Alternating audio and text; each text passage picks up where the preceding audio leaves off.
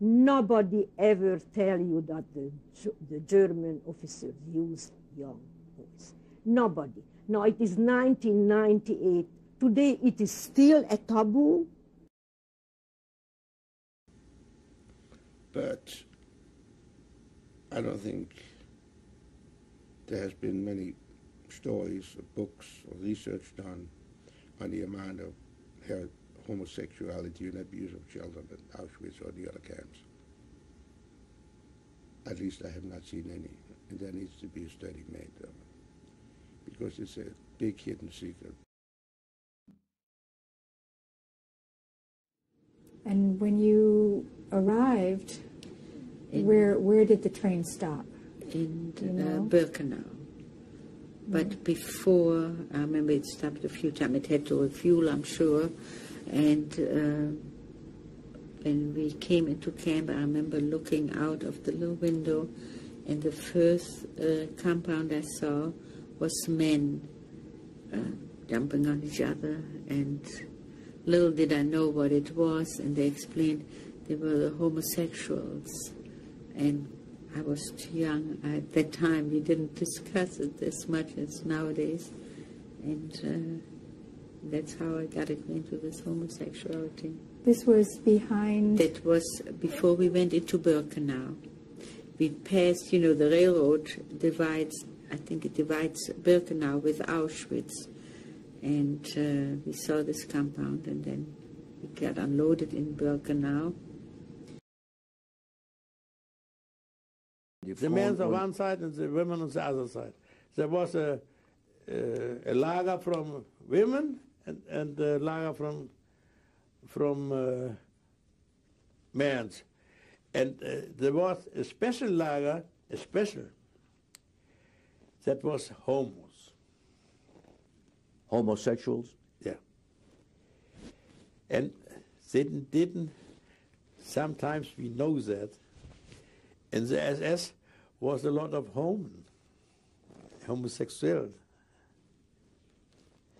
And they good in the go in and outside. The SS waren homosexuals. Yeah, a lot of them. A lot of them. Yeah. So they had relationships. She had relationships with the inmates. Prisoners with homes. Έβγαλε 100 άτομα, 110 άτομα από όλη την αποστολή που ήταν και φύγαν όλα τα φορτηγά. Ήρθε η μουσική, να βγούμε με το N2, με τη μουσική μέσα. Και περπατάγαμε με τη μουσική να πάμε. Μας πήγαν πρώτα σε ένα θάλαμο, το οποίο μας έβαλαν αυτόν τον αριθμό. Μας έβαλαν αυτόν τον αριθμό.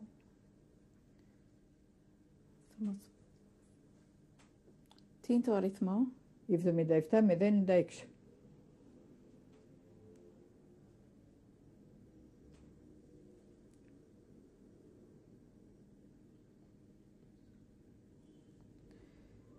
Συνεχίστε. Εν τω μεταξύ αυτό αιμορραγούσε, αλλά δεν βγήκε καλά. Λέει μια Θεσσαλονικά, θα το γράψουμε εδώ. Εγώ άρχισα κλάματα αυτά, λέω σας παρακαλώ, τώρα δεν είναι πλημμένο, θα βγήκε και πραγματικά δεν είναι καθαρά πληγμένο. Τέλος πάντων μας κατεβάσαν από εκεί και μας πήγαν σε έναν άλλο θάλαμο. Στον άλλο θάλαμο λέει ξεντεθείτε. Πού να ξεντεθούμε? Πληγές κάτω, βρωμιές κάτω που σκεπτόμασταν πού θα πάνε η περιουσία. Έρχεται πάλι μια Θεσσαλονικά, πάλι με ελληνικά και λέει ξεντεθείτε, δεν πρόκειται να τα ξαναδείτε αυτά τα ρούχα. Ξεντεθήκαμε, τα πετάξαμε και καθίσαμε όλη τη νύχτα στο τσιμέντο κάτω. 2 Γερμανοί έμπαιναν, έβγαιναν σαν ρομπότ. Δεν γύριζαν ούτε έτσι που ήταν τόσα νιάτα, τόσες γυμνές. 2 Γερμανοί έμπαιναν, έβγαιναν σαν ρομπότ. Δεν γύριζαν ούτε έτσι που ήταν τόσα νιάτα, τόσες γυμνές. Ερώτηση. Έβαζε η διοίκηση του Αουσβιτς και οι SS να φρούρουν τις γυναίκες? Did you ever have any contact while you were there with anyone that was homosexual or see any? Yes, yes. But you know, the thing is this, the homosexuals were there. Of course, they didn't practice it as, some in barracks, there would be some going on. But, there were so many Nazi officers that were homosexuals. And we knew they were homosexuals. Here's what they've done. Here's what they would do. They would take young Jewish boys, clean them up from the transport as they arrived. Well, that's going to be my orderly. And these Jewish boys got clean, beautiful uniform and became also animals, because these Nazis were using them as homosexual, as their, for their pleasure.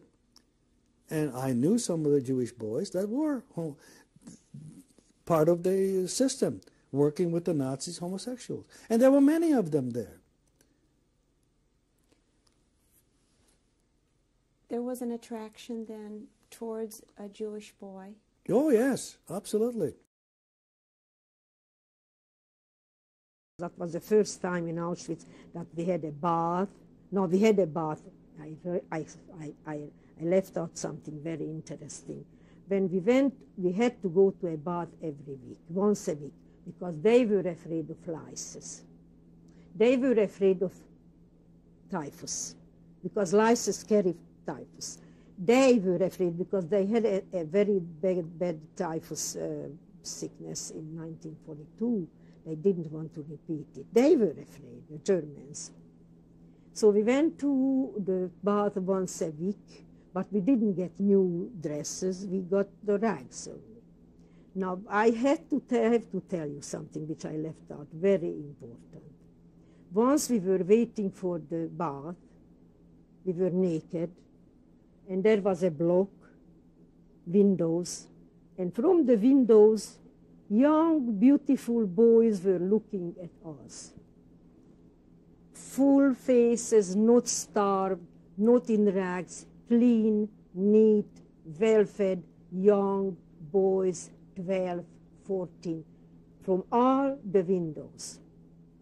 I knew something is wrong there. I knew something is not okay there.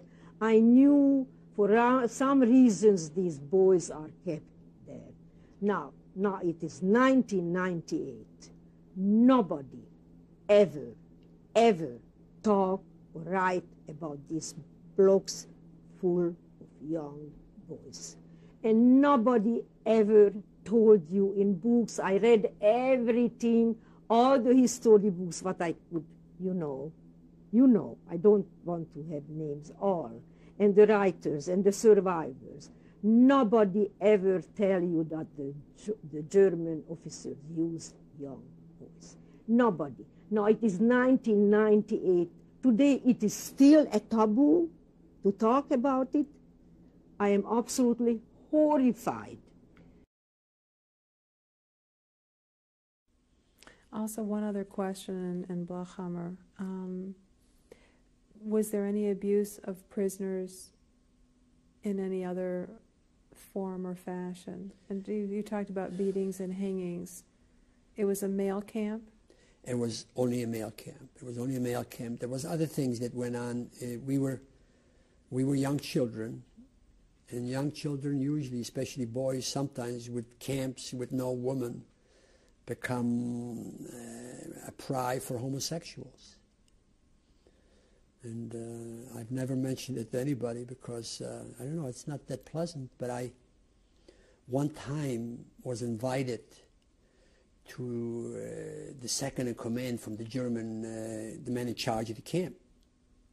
And he limped. He had a short leg. This is why he wasn't on the front. And boys would go there at night, and he would feed them with all the delicacies, a lot of things, sardines and breads and fruit and all of this. I never went until this one time.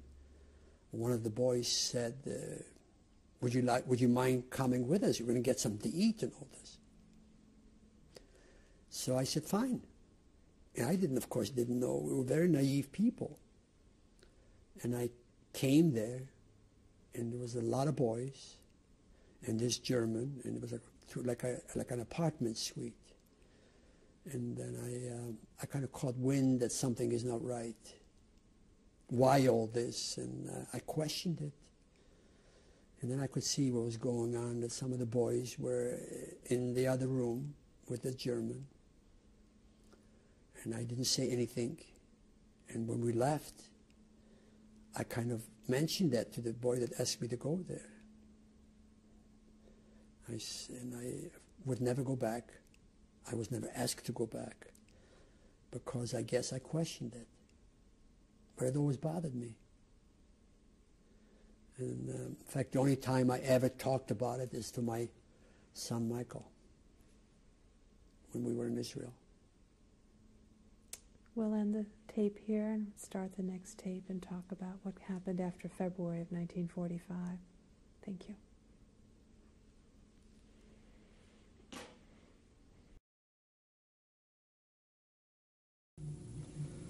In a way, this episode of the Nazi commandant in Halle catching me at my grandmother's house and the 2 or 3 nights without sleep, that's probably the closest I came to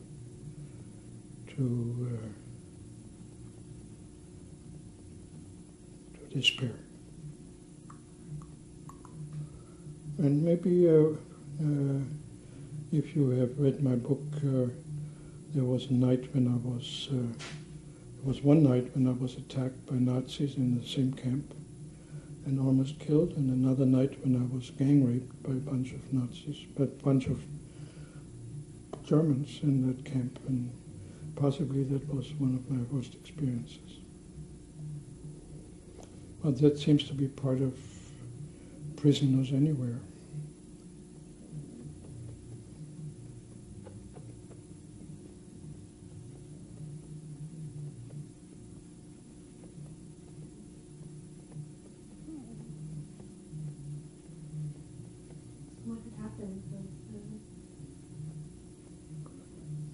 What happened? This has really very little to do with the Holocaust, and I just as soon get this on the tape here. If somebody wants to know about it, they can read my book.